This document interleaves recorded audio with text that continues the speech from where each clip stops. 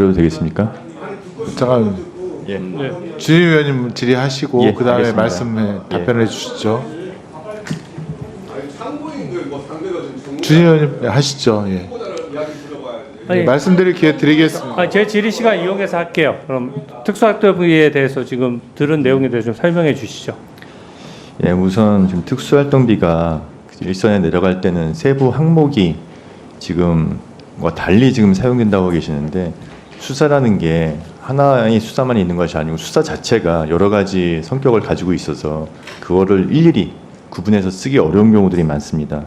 예를 들면 딥페이크 사건 같은 경우에도 형사 사건일 뿐만 아니라 사이버 문제 같은 여러 성격을 갖고 있기 때문에 그렇게 쓸 수 있는 것이고, 두 번째 이제 장관 특활비 공개 부분에 대해서 임 기자님이 말씀해 주셨는데, 저는 그게 뭐 검찰국이나 이런 부분에 대해서 연쇄적인 걸 미치는 것보다 제가 보고를 받았을 때 이 장관실에서 특활비가 집행되는 내용은 사실은 장관실 인원이 많지가 않습니다.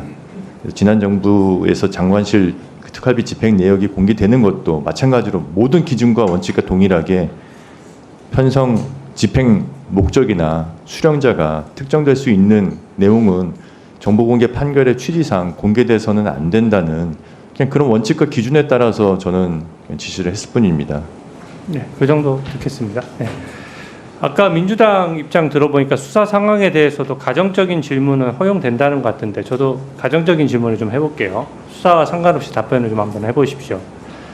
만약에 검찰총장이 되시고 나서 배우자가 검찰청 직원을 시켜서 업무 추진비 카드로 소고기나 초밥, 일제 샴푸 같은 것도 관사에 배달시켰습니다. 그래서 그 검찰청 직원이 언론에 폭로를 해서 사실관계가 드러났어요. 업무 추진비 쓴 것이 한 2천만 원 가까이 됩니다. 국민 혈세인데 만약에 들통났다면 사과하고 국고에 반납하시겠습니까?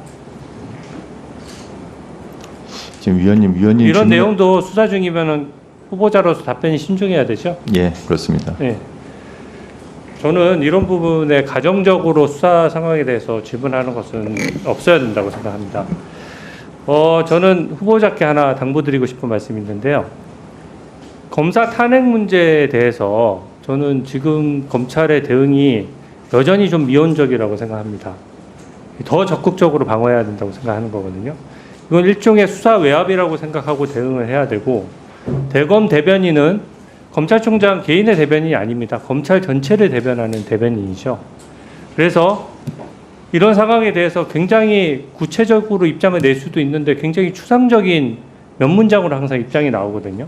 그래서 예를 들어서 돈봉투 수사했거나 이재명 대표 수사했던 이정섭, 강백신, 김영철, 어미준, 박상용 검사 이런 분들이 국회에서 연일 확인되지 않는 의혹이 나오는데 개인이 입장을 내서 방어하기 굉장히 어렵습니다. 그럼 대검 차원에서 팩트체크해서 반박할 건 반박해야 되거든요. 예를 들어서 김영철 검사, 저번에 위증교사했다라고 탄핵소추 결의안에 버젓이 나와 있는데 그 날짜에 아예 장시호 씨가랑 만난 게 없었어요.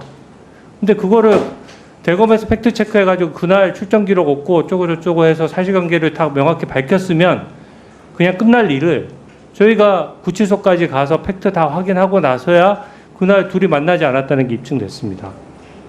또 그것뿐만이 아닙니다. 지금 야당에서 제기하는 의혹 중에 하나는 김영철 검사가 장시호 씨 아들의 생일 파티를 열어줬다 이렇게 제기를 하거든요. 근데 그 날짜에 아들이 생일 날짜에 김영철 검사는 대검에 근무했고 그 다음에 그 구치소에서 출정 간 것은 특검 사무실이에요. 특검 사무실은 대치동에 있고 대검 사무실은 서초동에 있습니다. 그러면 얼마나 팩트체크가 쉽습니까? 그날 특검 사무실에서 누가 장시호 씨를 불러서 어떻게 조사를 했고 대검에서 김영철 검사의 출입기로 뻔히 나옵니다. 언제 들어와서 언제 나갔고 이런 것들은 외부에서 의혹 제기했을 때 당사자가 동의하면 이건 개인정보도 아니거든요. 근데 이런 팩트체크를 국회에서 의혹 제기한다고 해가지고 계속 뒤로 빠지고 팩트체크를 정확히 안 하고 그냥 추상적인 단어로 반박을 하니까 이 의혹이 점점 커지는 거거든요. 나머지 검사들도 마찬가지입니다. 지금 나오는 내용들에 대해서 검찰총장이 되시면 본인 일처럼 적극적으로 대응하시겠습니까? 예, 그렇게 하도록 하겠습니다. 사실 검사들에 대한 탄핵 소추는 탄핵이라는 것은 정상적인 사법 절차나 징계 절차에서는 도저히 제어가 되기 어려운 중대한 위법적인 행위가 있을 때 아주 비상적 예외적으로만 이루어져야 됩니다.